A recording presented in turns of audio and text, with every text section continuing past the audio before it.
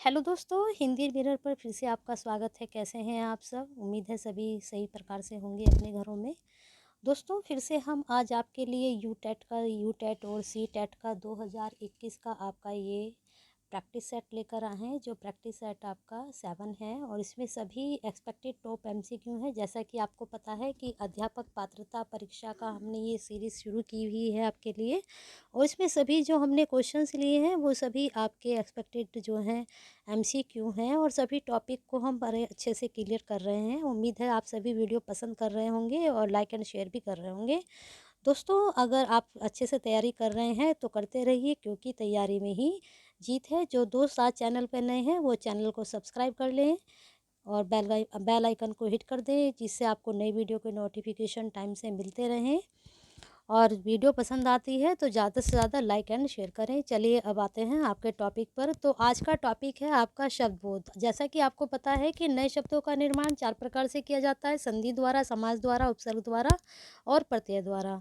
तो संधि हम आपको कल करा चुके थे, और आपको जो है समास भी हम करा चुके हैं। अब है आज आपके उपसर्ग और प्रत्यय। ठीक है, उपसर्ग कराएंगे हम आपको और प्रत्यय कराएंगे। तो ये सब आपका आज का टॉपिक है। तो लेकिन मुझे लगता है अधिकतर बच्चे तो जानते होंगे उपसर्ग क्या होता है और प्रत्यय क्या होता है। उपसर्ग जो है इनकी जो परिभाषाएं हैं, उपसर्ग क्या होता है कि उसको कहते हैं जो किसी शब्द से पहले जुड़कर उसके अर्थ में परिवर्तन ला दे। और प्रत्यय वह होता है जो अंत में जुड़कर शब्द में परिवर्तन लिया है। तो ये उपसर्ग की और प्रत्यय की जो है परिभाषा होती है।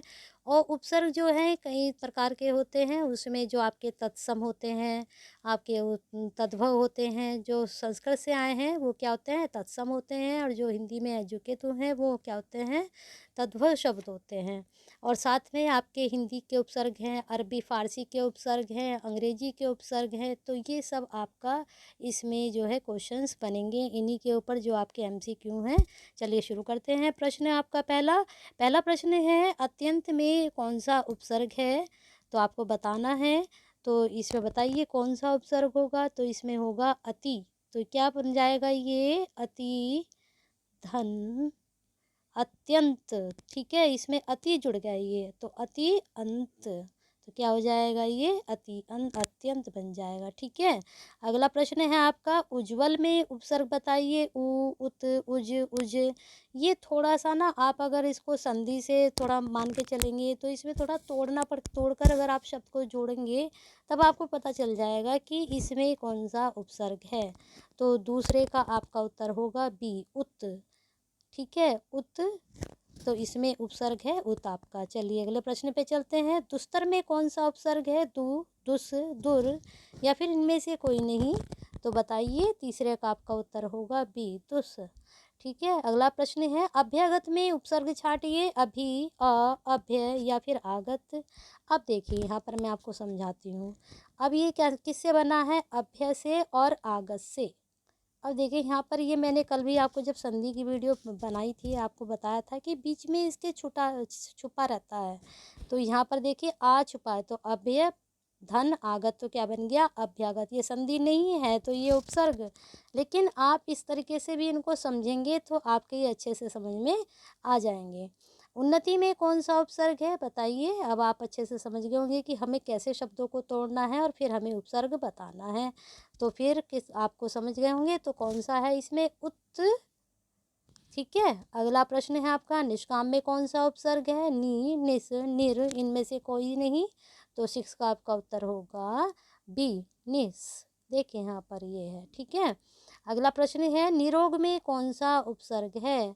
तो बताइए कौन सा उपसर्ग होगा निरोग में? नी, निर, निस या फिर निर? तो निर होगा। देखिए बीच में आ रहा है ये, है ना। अगला प्रश्न है, संयोग में कौन सा उपसर्ग है? बताइए कौन सा उपसर्ग है? सम, स, योग या फिर इनमें से कोई नहीं?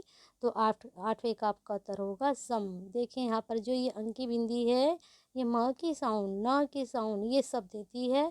तो यहाँ पर ये बन गया संयोग। ठीक है, अगला प्रश्न है आपका, प्रत्यक्ष में से उपसर्ग छाटिए। अब आपका प्रत्यक्ष में उपसर्ग छाटना है हमने। तो बताइए कौन सा उपसर्ग होगा प्रत्यक्ष में? प्र, प्रति या फिर प्रत्यय या फिर अक्ष, तो बताइए इसमें कौन सा उपसर्ग होगा आपका। तो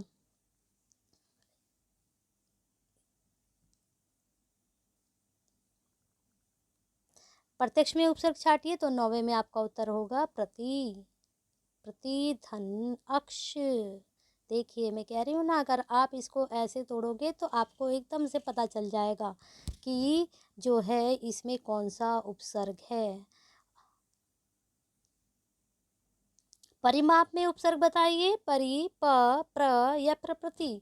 तो परिमाप में उपसर्ग आपके 10वें का उत्तर होगा ए, परि। यहाँ तो सीधा सीधा आपको पता है, परिमाप, ये शब्द अलग है और ये शब्द अलग है। लेकिन आपको शुरू में ही बताया था मैंने कि जब हम कोई चीज़ शुरू में, कोई जो शब्द शुरू में जोड़ते हैं और फिर उस शब्द का अर्थ ही बदल जाए तो वो क्या हो जाता है, वह उपसर्ग हो जाता है। यानी कि जो किसी शब्द पे पहले जुड़कर उसके अर्थ में परिवर्तन ला दे वह क्या होता है, वह उपसर्ग हो जाता है। अंत में जुड़कर जो क्या ला दे परिवर्तन, वह क्या हो जाता है, वह प्रत्यय हो जाता है। ठीक है, तो इस तरह से आपका ये जो है, और मुझे लगता है कि इसमें जो है सारे ही प्रश्न आपके जो हैं उपसर्ग से ही हैं। आज प्रत्यय अगले उसमें कराएंगे आपको। ये जो 30 प्रश्न मैंने लिए हैं ये सारे उपसर्ग के ही हैं। प्रत्यय आपको कल की वीडियो में देंगे। इसको आप अच्छे से समझ लीजिए कि जब आप, जैसे माप है, माप अपने आप में एक शब्द है, इसमें हमने परि जोड़ दिया तो क्या बन गया, ये परिमाप बन गया। तो इसका मतलब इसमें ये है। ठीक है, अगला प्रश्न देखिए। विज्ञान में उपसर्ग बताना है। विज्ञान, इनमें से कोई नहीं। अब देखिए ज्ञान, ये अलग कर दिया हमने। अब तो हमें पता चल गया सीधा सीधा कि वी इसमें जो है उपसर्ग है, तो ये वाला उत्तर हो गया इसका।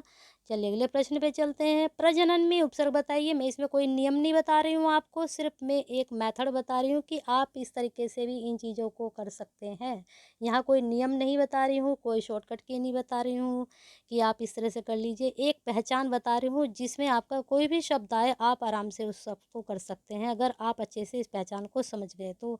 अब देखिए जनन, जनन अलग चीज़ हो गई। अब इसमें आपने प्र जोड़ दिया तो ये प्रजनन हो गया, तो इसका मतलब इसमें प्र उपसर्ग हो गया। चलिए अगले प्रश्न पे चलते हैं। कौन सा शब्द उत उपसर्ग से निर्मित नहीं है। उच्चारण, उन्नति, उपकार या फिर उत्कर्ष। तो हमें इसे बताना है कौन सा शब्द उत उपसर्ग से निर्मित नहीं है। अब यहाँ पर थोड़ा सा आपको दिक्कत आ सकती है। उत्कर्ष, तो आप देखिए 13 में क्या होगा, कौन सा निर्मित नहीं है। हमें बताना है कौन सा निर्मित नहीं है। यहाँ तो सीधा सीधा पता चल रहा है कि उत लगा हुआ है। अब यहाँ पर च है, लेकिन हमें यहाँ पर उत ही है। ठीक है, उन्नति है, यहाँ पर भी उत है। अगर आप इसको तोड़ेंगे तो आपको पता चल जाएगा यहाँ उत है। लेकिन अब यहाँ देखिए कार, उपकार, यहाँ पर कौन सा है, उप लगा हुआ है। तो ये सीधा पता चल रहा है कि ये उत से नहीं है। आपको इन तीनों में दिमाग लगाने की ज़रूरत ही नहीं पड़ेगी, क्योंकि यहाँ सीधा सीधा ही पता चल रहा है कि यहाँ पर ये अलग अलग हैं। ठीक है, अधमरा में कौन सा उपसर्ग है, अ, अध, मरा, इनमें से कोई नहीं। तो देखिए अलग अलग पता चल रहा है। मरा, अध, आधा मरा हुआ, तो इसमें कौन सा उपसर्ग है, अध। ठीक है, अब इसको अलग अलग हमने कर दिया तो हमें पता चल गया है कि इसमें ये वाला उपसर्ग है। आपको शुरू में ही बताया था कि जो है शब्द जो जुड़ जाए और नया शब्द बन जाए तो क्या बना, उपसर्ग बना। मरा अपने आप में एक शब्द हो गया, अध इसमें जोड़ा तो अधमरा हो गया। अगला प्रश्न है कुसंग में उपसर्ग बताइए। कु, क, संग या फिर अंग। अब देखिए संग अलग हो गया, कु अलग हो गया, तो कु सीधा सीधा इसका उपसर्ग हो गया। चलिए अगले प्रश्न पे चलते हैं। 19 में उपसर्ग छाटिए। उ, उत या फिर इनमें से कोई नहीं। तो 19 में आपको छाटना है। अब देखिए यहाँ पर थोड़ा सा आपको समझना पड़ेगा। 16 में 19, ठीक है, 19, ठीक है। चलिए अगले प्रश्न पे चलते हैं। डिप्टी चेयरमैन में किस वर्ग का उपसर्ग है। अब आ गई है बात। देखिए अभी मैंने आपको बताया था कि तत्सम शब्द वे होते हैं जो संस्कृत से हैं और तद्भव वे होते हैं जो हिंदी में जुके तो हैं। थोड़ा सा इसको परिभाषा के तौर पे भी आप देख लीजिए। तत्सम शब्द हिंदी में प्रयुक्त लगभग समस्त तत्सम उपसर्ग संस्कृत से ही आए हैं। इनकी 22 संख्याएं हैं। अब ये तो ज़्यादा डीपली हो जाएगा, लेकिन आप मोटा मोटा बस इतना ही समझ लीजिए कि जो शब्द संस्कृत से, अब जैसे मोर है तो मोर क्या है, तद्भव शब्द हो गया आपका, ठीक है। लेकिन जब हम मयूर बोलेंगे तो मयूर क्या हो जाएगा, वो आपका तत्सम हो जाएगा। तो बस आप इतना सा ध्यान रखिए कि जो संस्कृत का शब्द है वो तत्सम है, और जो हिंदी का हम बोलते हैं वो क्या हो जाता है, वो तद्भव हो जाता है। तो बस थोड़ा सा, अब हर एक में तो ये ट्रिक आपकी काम नहीं करेगी, लेकिन कहीं बहुत ज़्यादा आपके 60-70% ये ट्रिक काम करेगी। डिप्टी चेयरमैन में किस वर्ग का उपसर्ग है, अभी बताना है। तत्सम है, तद्भव, विदेशी है। तो साफ साफ पता चल रहा है कि ये थोड़ा इंग्लिश से हमें रिलेटेड शब्द है। तो ये ना तो तत्सम होगा ना तद्भव होगा। तो आप बता सकते हैं आराम से ही इसका उत्तर क्या होगा, बताइए आराम से एकदम। 17 का क्या उत्तर होगा आपका, 17 का उत्तर होगा आपका सी। तो जो ना तत्सम है ना तद्भव है तो वो क्या हो गया, विदेशी शब्द हो गया। चलिए अगले प्रश्न पे चलते हैं, यानी कि अंग्रेजी का शब्द हो गया। अगला प्रश्न है, दुराज में कौन सा उपसर्ग है, दु, दुर, दुस। अब देखिए दुराज, तो देखिए अलग अलग पता चल रहा है कि 18 में आपका दुर है ना, ये दुर बना दुर, और यहाँ पर क्या बना, राज, ठीक है। रज भी हो सकता है, दुर रज, ठीक है। तो ये आपका बन गया, एक मिनट इसका उत्तर लगा देते हैं, बी आपका इसका उत्तर है।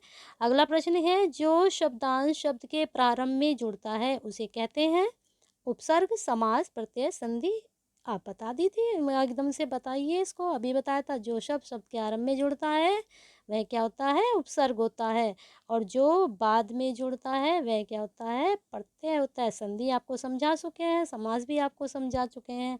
ये शब्दों के चारों ही मैंने आपको बताया था क्या होते हैं, इन्हीं से चारों से शब्दों का निर्माण होता है।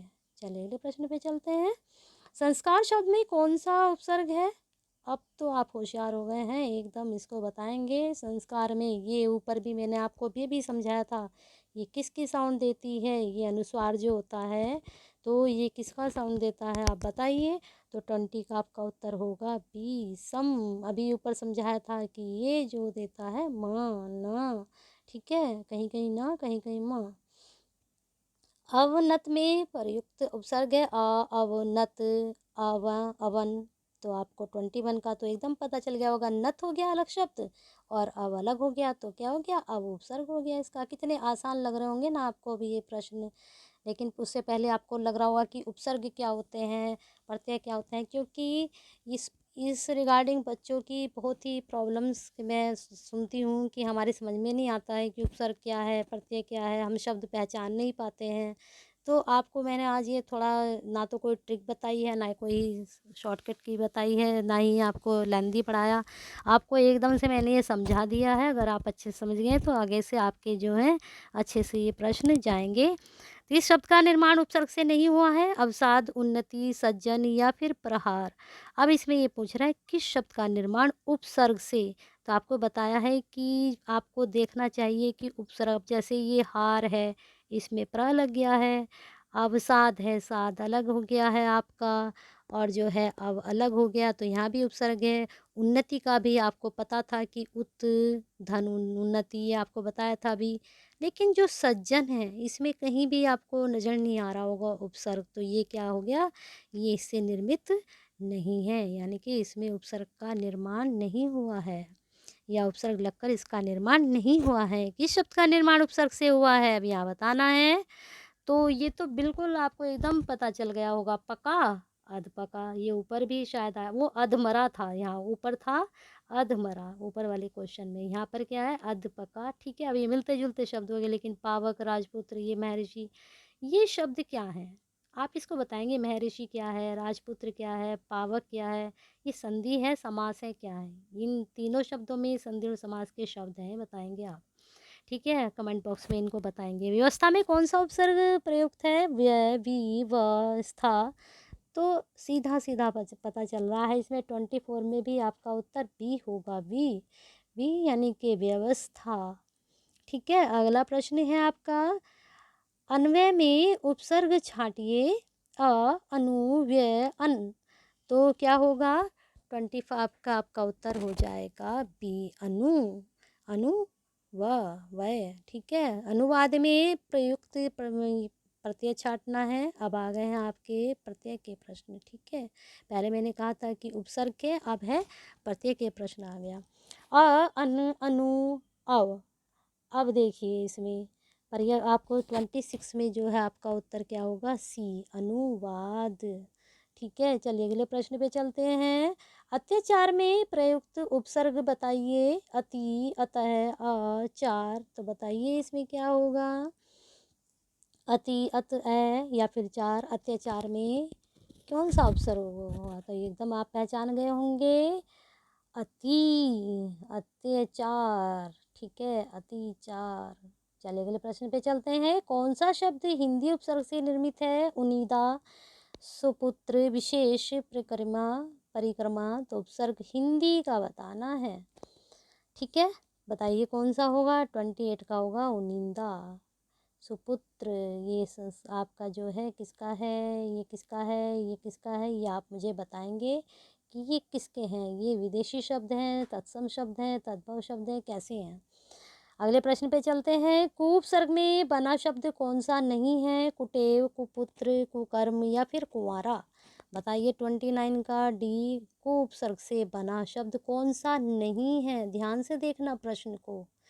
तो कुकर्म बना हुआ है, कुपुत्र बना हुआ है, तो कुटेव बना हुआ है, लेकिन कुंवारा नहीं है। आरा क्या हुआ, कुछ नहीं, तो कुआरा नहीं है। तो 29 का आपका क्या होगा, डी।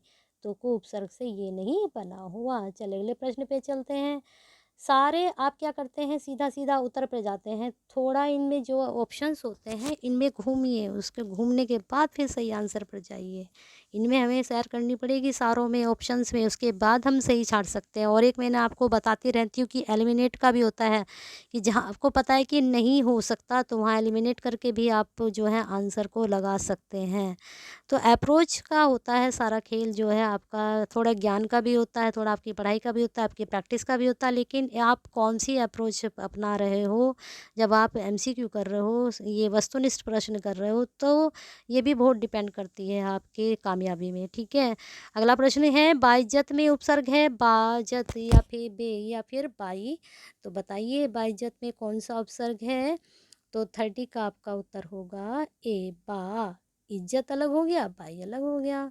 तो आपको मुझे लगता है बहुत अच्छे से ये उपसर्ग की जो है वीडियो अच्छे से पसंद आ गई होगी। और अगर पसंद आई है तो ज़्यादा से ज़्यादा लाइक एंड शेयर कीजिए, और अपने दोस्तों के साथ जो है बांटते रहिए अपना ज्ञान भी और हमारा भी। और जो है ऐसे ही हिंदी मिरर के साथ बने रहिए।